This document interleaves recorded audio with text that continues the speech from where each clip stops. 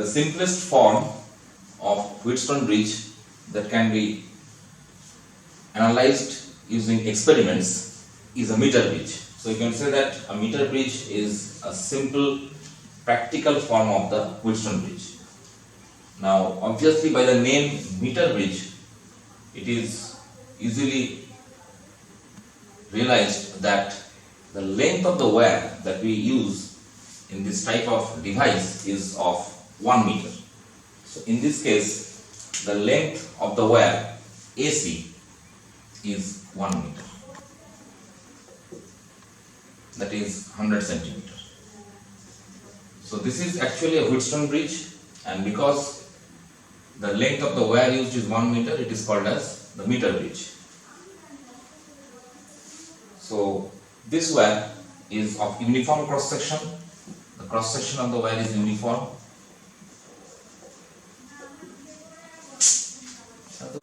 And this wire, which is of uniform cross section, is made up of copper, and it is stretched between copper strips. So these are the copper strips between which the wire has been stretched. These are all copper strips actually, and the wire AC is stretched between these copper strips. The wire AC is stretched between copper strips, because you know that copper is a good conductor. The wire is made up of a material whose temperature coefficient of resistance is low, because with change in temperature, the resistance of copper generally increases or decreases, and so the wire AC is made up of a material such as constantan or manganese, whose temperature coefficient of resistance is very small, but it has high resistivity. So the wire AC is made up of either constantan or manganese.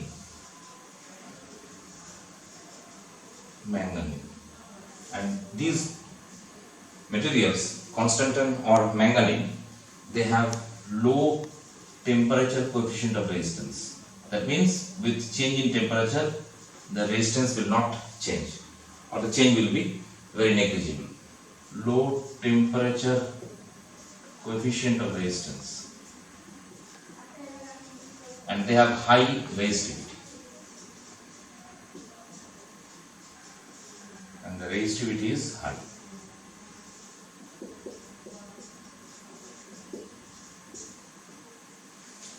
Now the resistance that is to be measured, or the unknown resistance, is denoted as X, and generally in the left arm of this bridge the unknown resistance is put, and a known resistance, capital R. The known resistance is generally high resistance that can be plugged out from a resistance box, but this resistance is known, is of known value, and this resistance is unknown resistance that is to be measured using the meter bridge. So this X is the unknown resistance, and capital R is a known resistance.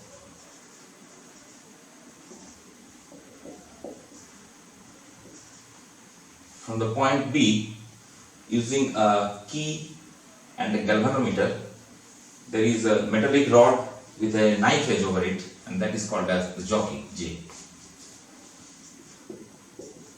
So that is a metallic rod with a knife edge, and that jockey is actually placed along the length of the wire AC.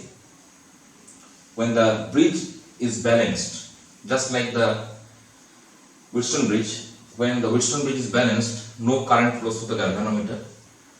In this manner, in meter bridge also, the jockey is to be placed along the length of the wire. It is touched at different points. At the end A, the deflection in the galvanometer will be totally left, and at the end C, the deflection in the galvanometer will be totally right. So somewhere in between A and C, you will get a position where the galvanometer will show no deflection, and that point is suppose D. As per this diagram, D is the point where if the jockey touches the wire, the galvanometer does not show any deflection, and then we say that the bridge is balanced. So before starting the experiment, the connections has to be properly made, and then both the keys are to be inserted. Remember that the battery which is connected between the terminals A and C and the galvanometer between B and D. Now the battery and the galvanometer is interchangeable. You can also connect the galvanometer between A and C and the battery between B and D. You will get the same result. You will get the same value for the unknown resistance. But whichever way you perform the experiment, you should remember that the battery key should be inserted first, and then the galvanometer key should be inserted.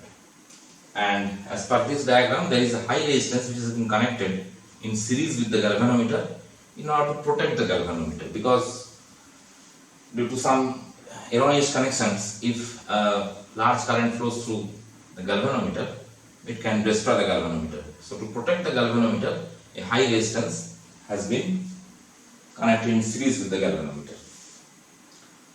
So the key is closed, the battery key is closed, and then the galvanometer key is closed, and we continue the experiment by touching the jockey at different points between A and C. And suppose at the point D, the galvanometer shows no deflection, and then we say that the bridge is balanced. And by the theory of the Wheatstone bridge, when the balanced position has been reached and balanced condition, you can say resistance of X upon R will be the resistance of the segment AD by the resistance of the segment CD. So, because the wire is of uniform cross section, and you know that the resistance is proportional to the length, if the resistance per unit length is suppose rho, then the resistance of the length AD is rho into AD, and the resistance of the length CD is rho into CD. Rho is suppose resistance per unit length, which is a constant because the wire is of uniform cross section. Resistance per unit length. So obviously rho cancels out. Suppose the length AD is L and this AC is 1 meter, so that is 100 centimeter.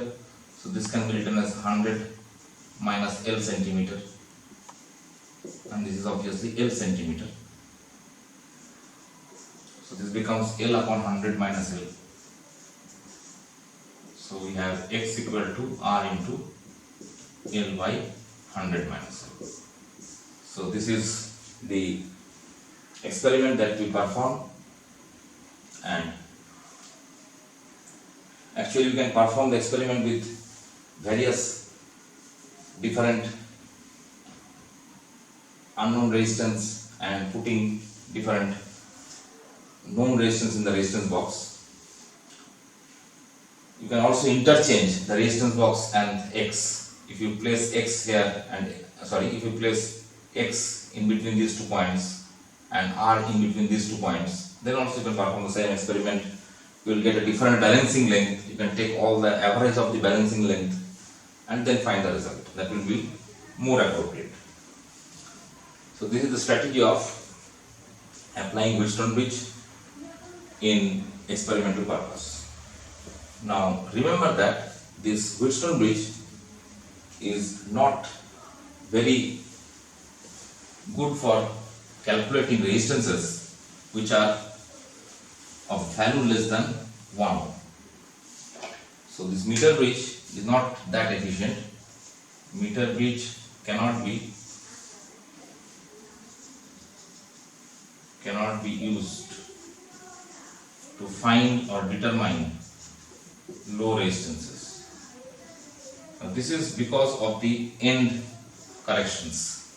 Low resistance and less than 1 ohm, you can say. Now, this is because the copper strips within which this wire has been inserted, there is some resistance of the copper strip also, and that should be taken in account. Otherwise, you will not get very appropriate results. But because that is a copper strip, its resistance will vary with temperature, and the experiment might not be very perfect. And in those cases, the low resistance values cannot be calculated. So this is due to, you can say, connection resistances. That means at the connecting points, that means where the A and C are connected, at the points A and C where the wire has been connected, some part of the wire goes inside the copper strip, and that affects the performance of the experiment. So due to connection resistances,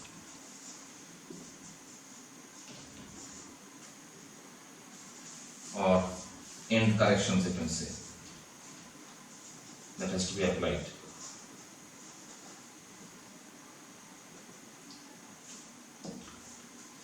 In order to get more appropriate reading or more appropriate value for the unknown X, it is better to get the balance point almost at the middle position of the wire, and then only the resistance of the ratio arms will be nearly equal, and that will make the bridge more sensitive. So it is better to obtain the null point in the middle of the wire.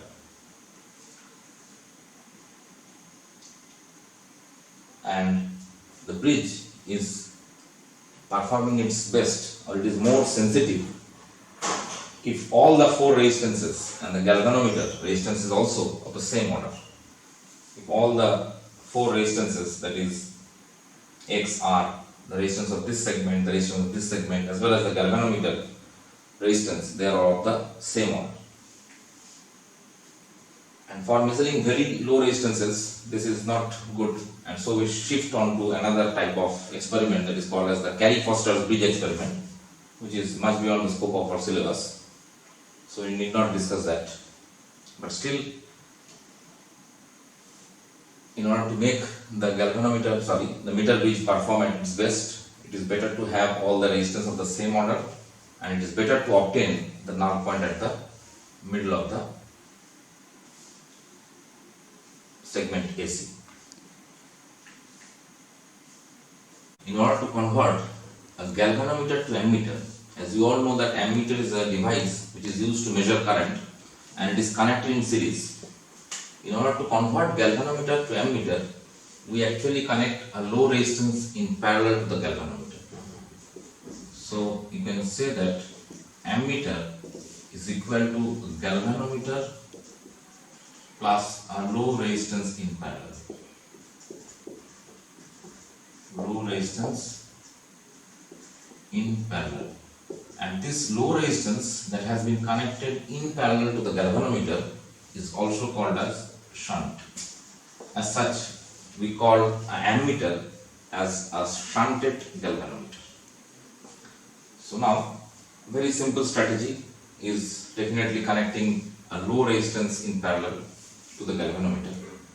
Now remember that the ammeter is used to measure current, and in series the current remains constant, so ammeter is always connected in series. However, while constructing an ammeter, we are actually connecting a low resistance parallel to the galvanometer, so that the entire current passes to the galvanometer and it can measure the current, because the entire current will pass through the shunt, and that will help to measure the current, because current always tries to follow the low resistance path, and therefore if you connect the shunt or the low resistance parallel, most of the current will pass to the shunt, and thereby it will be effective while measuring the current. But remember, whenever we are connecting an ammeter to a circuit, we definitely connect it in series, because in series the current remains constant. So suppose this is the galvanometer, and let me call the galvanometer G, and its resistance is suppose G also. And suppose I connect a low resistance S, or which is called as shunt. The galvanometer, name of the galvanometer is G, and its resistance is also G, suppose. And the low resistance that we have connected in parallel is the shunt. Suppose a current I flows into the circuit, a part flows through the galvanometer, suppose Ig flows through the galvanometer, obviously I minus Ig will flow through the shunt, and definitely the current that will leave the combination of galvanometer with shunt, this combination is actually ammeter. So now if we apply Ohm's law in analyzing the value of the shunt in terms of the value of G, the current flowing, and the galvanometer current. So in parallel the potential difference remains constant. So potential difference across G is obviously Ig into G, and potential difference across S will be the current into resistance, that is I minus Ig into S. So obviously the shunt will be galvanometer current into resistance of galvanometer divided by the main current flowing into the circuit minus the galvanometer current.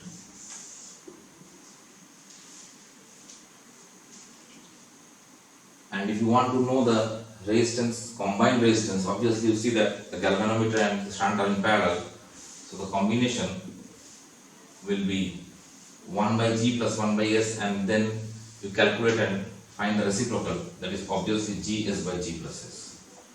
So the resistance of the ammeter, if you say, it is Gs by G plus S.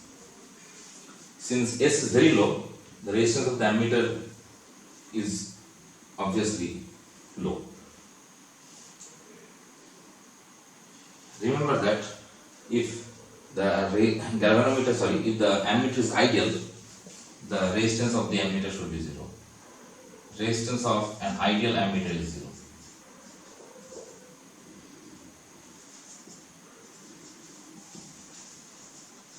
Ideal ammeter is 0. So that the maximum current passes through it. But in reality, it has some resistance. But if it is an ideal ammeter, its resistance should be 0.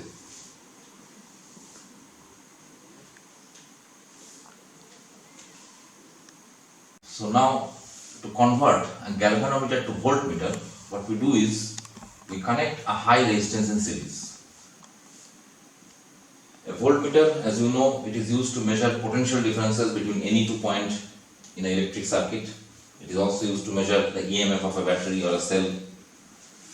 A voltmeter measures potential difference, and so it is connected in parallel in an electric circuit, because in parallel the potential difference remains constant, so voltmeter must always be connected in parallel.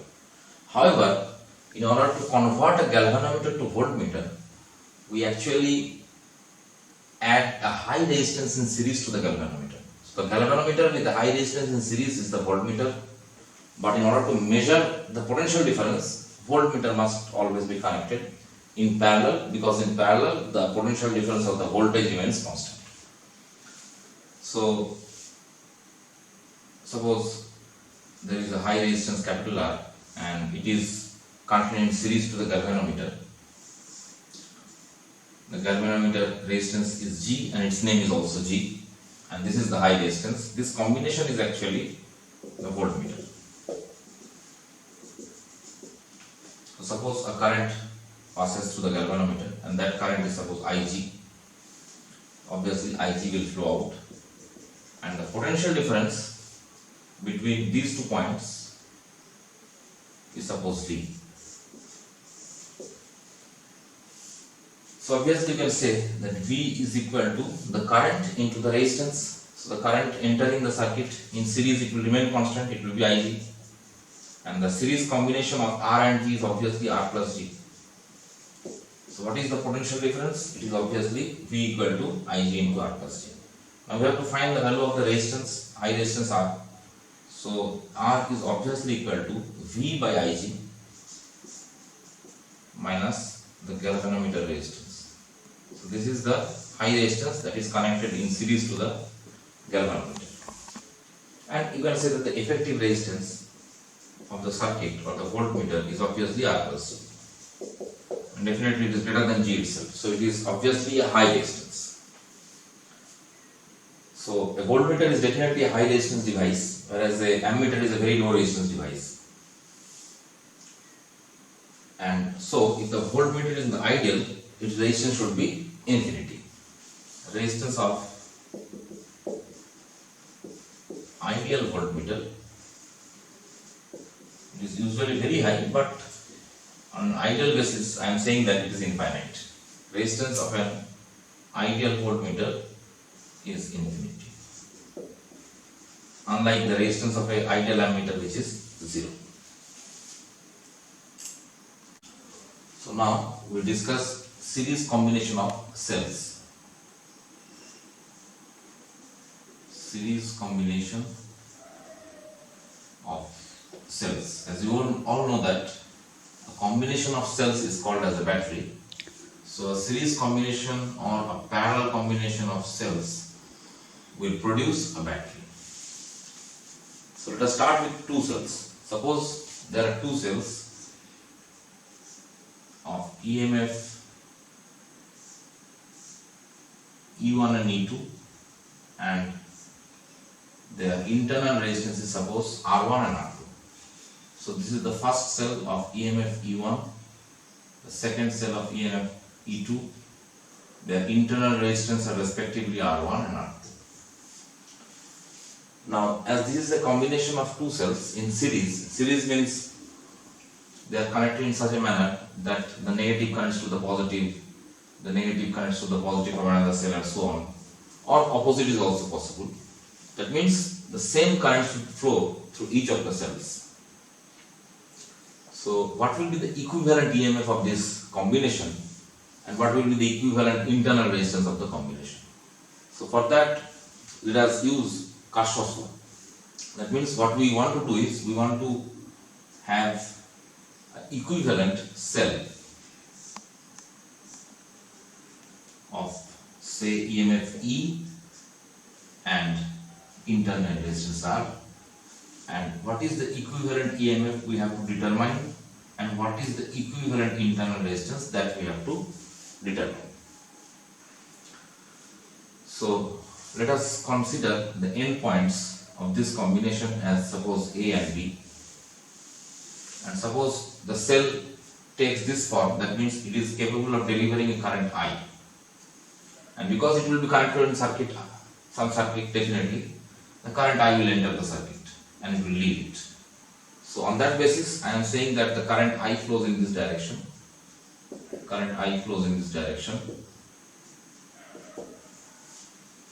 And let us use Kirchhoff's voltage law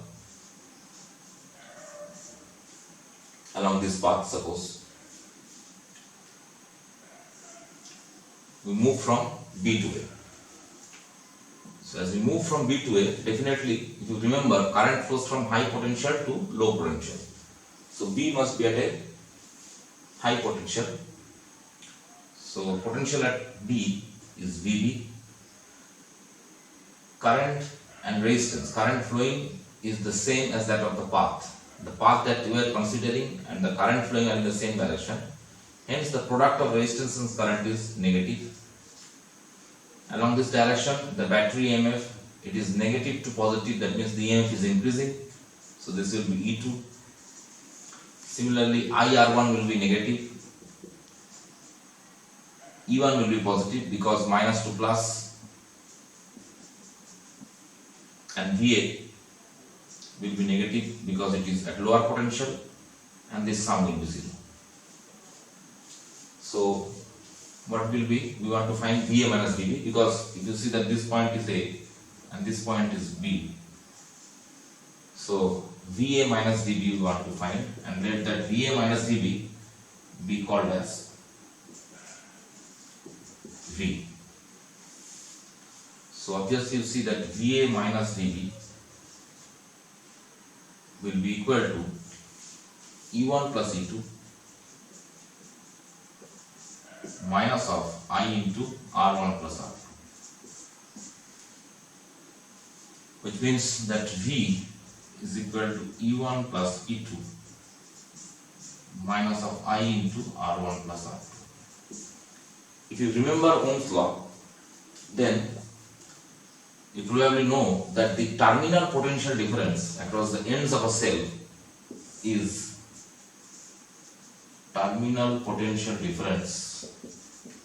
V, which is equal to EMF minus current into internal resistance. So this equation is similar to this one. Hence, you can say that this V is equal to the equivalent EMF of the combination minus I into equivalent internal resistance of the combination. So therefore, the equivalent EMF is the sum of the EMF of the cells, and the equivalent internal resistance is equal to the sum of the internal resistance of the cells. So therefore, from here you can see that this combination will produce a cell of equivalent EMF E1 plus E2 and equivalent resistance R1 plus R2. Equivalent internal resistance will be R1 plus R2. Now if you combine or connect this combination to an external resistance, what will be the current? So suppose this combination is connected to external resistance. Suppose this combination is connected to some external resistance capital R. Because this combination is delivering a current I, so obviously the current will be equal to the equivalent EMF by the equivalent internal resistance by Ohm's law, that is equal to E1 plus E2 by R1 plus R2. Now, this is the equivalent internal resistance. The net resistance of circuit is obviously R, so R will be added here. So the net current in the circuit will be EMF by current plus internal resistance, where the EMF is the equivalent EMF and the net resistance is equal to the equivalent internal resistance plus the external resistance. So in this manner you can find the current also, once you know the equivalent EMF and the equivalent internal resistance.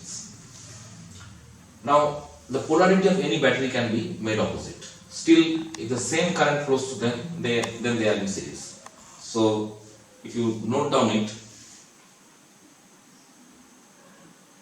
so let us analyze another case. Suppose the polarity of the battery E2 is reversed, and still the same current flows to this polarity is reversed. Now again we apply Kirchhoff's law in this situation. So some changes will definitely occur. Now we again want to find the equivalent EMF of this combination and the equivalent internal resistance, and say that takes this form. Obviously now this is never E1 plus E2 and internal resistance is not R1 plus R2. Let us see what happens. So suppose I am moving along this direction from B to A.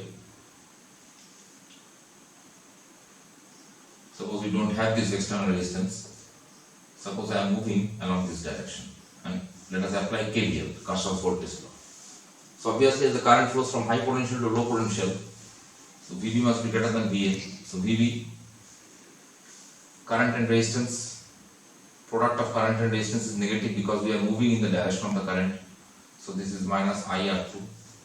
Now you see that we are moving from plus to minus terminal of the battery. So EMF is decreasing, so it will be minus E2. Again, current into resistance is negative. From minus to plus, E1 is positive.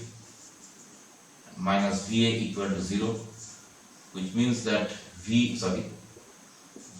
which means that VA minus VB is equal to E1 minus E2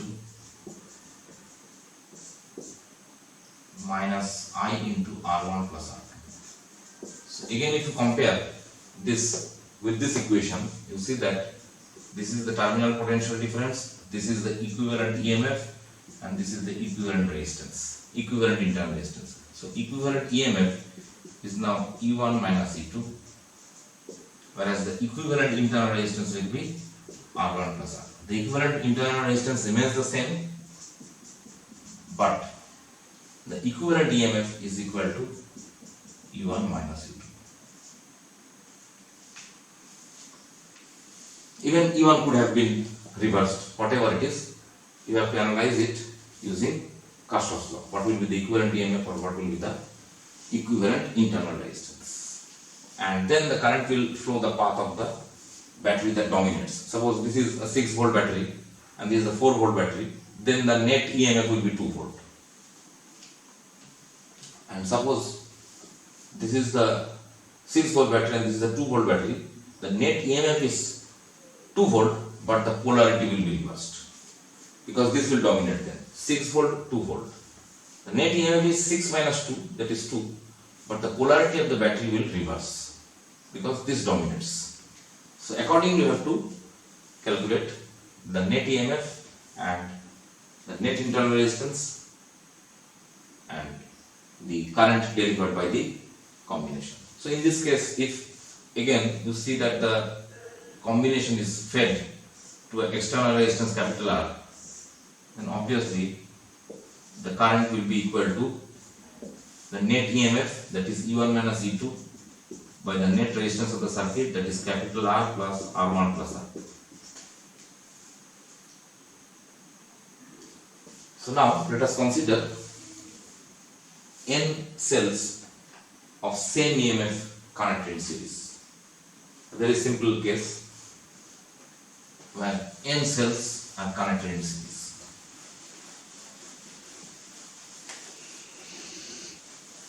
And let us consider that each of the cells have each of EMF E and cells each of EMF E and internal resistance.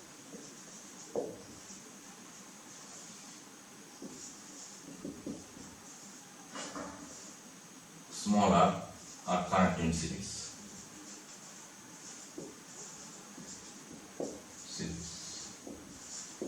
Suppose in this manner.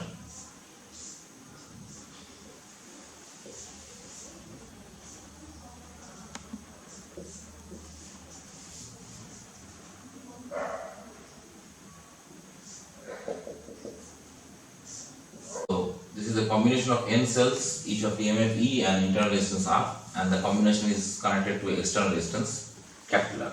So as we have already analyzed, minus 2 plus, minus 2 plus, minus 2 plus, and so on. In this manner, none of the batteries are showing any opposite polarity. So all the EMF will be added. So the net EMF, you can say, or the equivalent EMF will be obviously E plus E n times, that is Ne, and the net internal resistance or the equivalent internal resistance is actually equal to R plus R n times, that is Nr. So the current delivered will be obviously equal to net EMF by external resistance plus net internal resistance. So this is the current that the battery will deliver. So if you have this small r very much less compared to capital R, then this current will become Ne by capital R, which is equivalent to the current delivered by n cells. That means the total current is n times the current sent by a single cell. And if your R is much greater than, that means the internal resistance is much greater than the external resistance, then obviously this R will be neglected and I will become Ne by Nr. N and N will cancel. It will be equal to the current delivered by one cell, almost the current delivered by one cell. So, in order to get maximum current, this is not desirable. So in order to get maximum current, this situation will be desirable. So a series combination of cells is used whenever the internal resistance is much lesser than the external resistance. And if the internal resistance is greater than the external resistance, then series combination of cells is meaningless because it is not producing the required amount of current. It is producing current into one cell, which is never desirable. So I repeat, if the external resistance capital R is very large as compared to the internal resistance of a cell, then the cell should be grouped in series for getting large value of current. So now, parallel grouping of cells.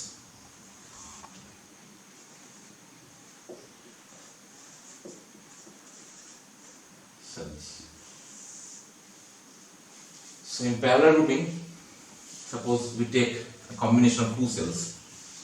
Suppose this is the first cell of internal resistance R1 and there is another cell of internal resistance R2 and the EMF are respectively E1, E2, internal resistance R1, R2. So suppose this cell is capable of delivering a current I.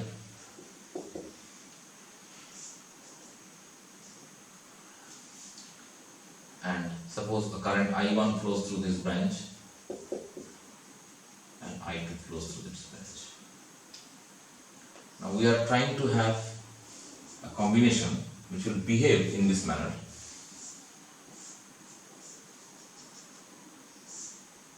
So this is the equivalent EMF E and this is the equivalent resistance R. And suppose these endpoints are A and B and suppose these endpoints are A and B and it delivers a current I. That's why I have shown the current in this direction, because we know that current starts from the positive terminal of the battery. So this is the equivalent EMF. So we have to find what will be the equivalent EMF in terms of E1, E2 and so on, and what will be the equivalent internal resistance. So let us apply Kirchhoff's law along this direction. Suppose we move along this direction. Let me call this point as X, this point is suppose Y.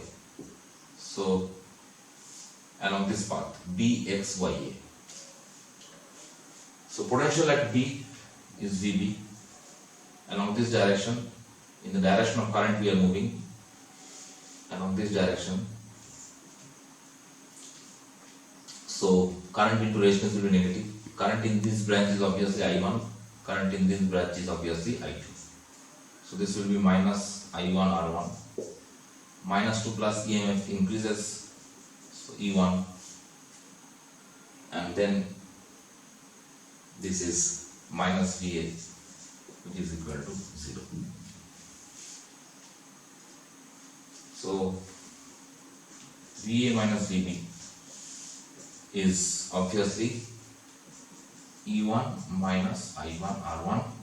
Let me call VA minus VB as V. So V is equal to E1 minus I1 R1.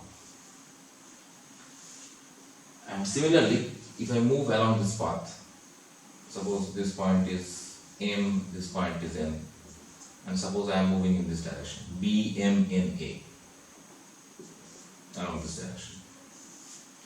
So obviously, by applying KVL, you will get similar result, but instead of E1, you will get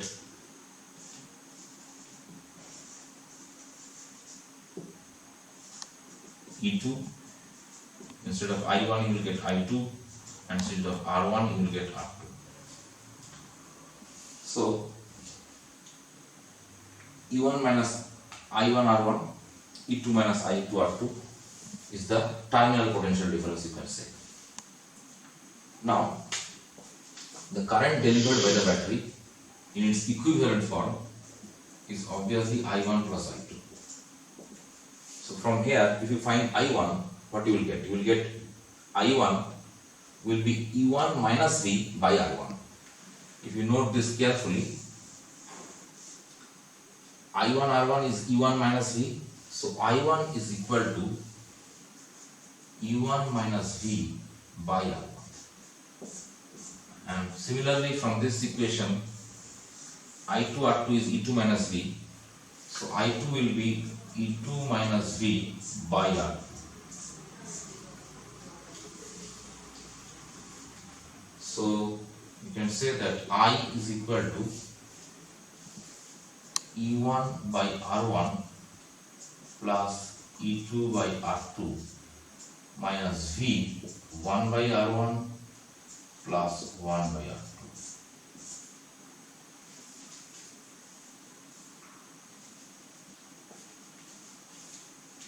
I hope you have noted it down. So we will proceed.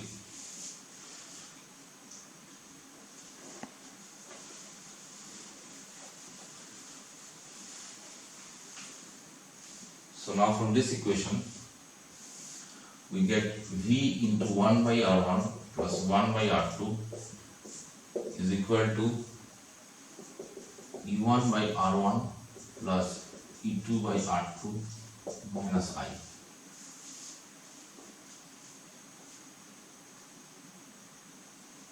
Now V is equal to E1 by R1 plus E2 by R2 by 1 by R1 plus 1 by R2 minus I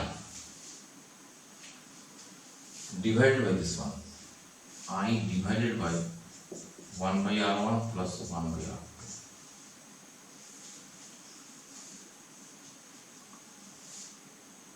So now, if you compare this equation with the equation for the terminal potential difference of a cell. So if you compare this with V equal to E minus I into R. So from there you get the equivalent EMF. This is the equivalent EMF, that is E1 by R1 plus E2 by R2 divided by 1 by R1 plus 1 by R2.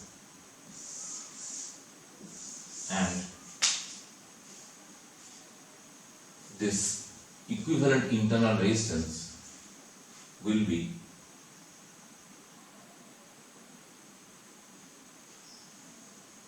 one upon 1 by R1 plus 1 by R2, which means 1 by R is 1 by R1 plus 1 by R2.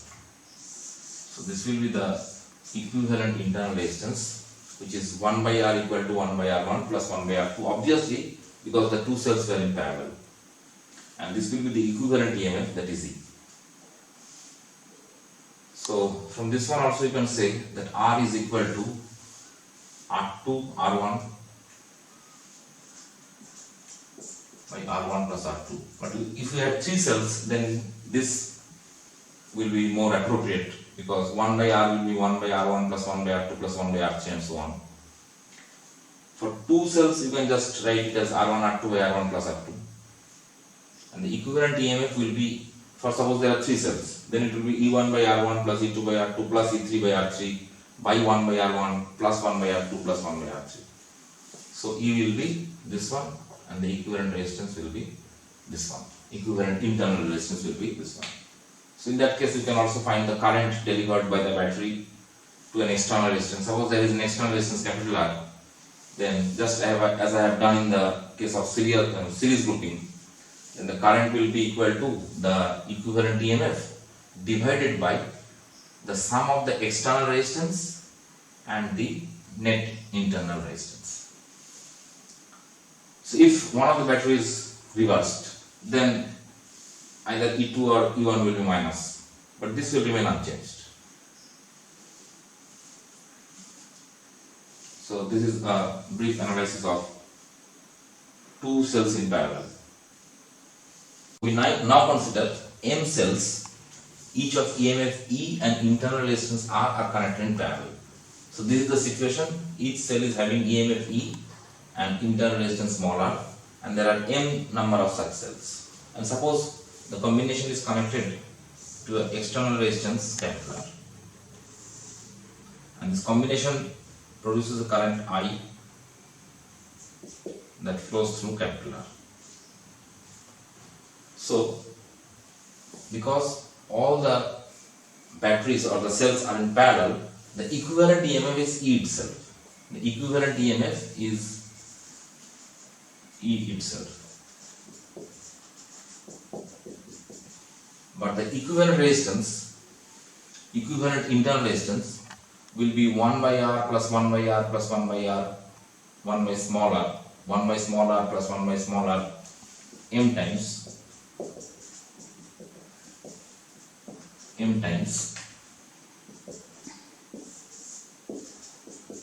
and this will be equal to 1 by equivalent internal resistance. So that is obviously, therefore you can say that equivalent internal resistance, so this is m by r, it will be r by m. So the current is equal to the net EMF, that is E, divided by external resistance plus net internal resistance, that is small r by m, which means that the current delivered by this group of cells is ME by M capital R plus small r, where M is the number of cells in parallel. Now, if you observe carefully, if the internal resistance is much lesser than the external resistance, then obviously this R can be neglected.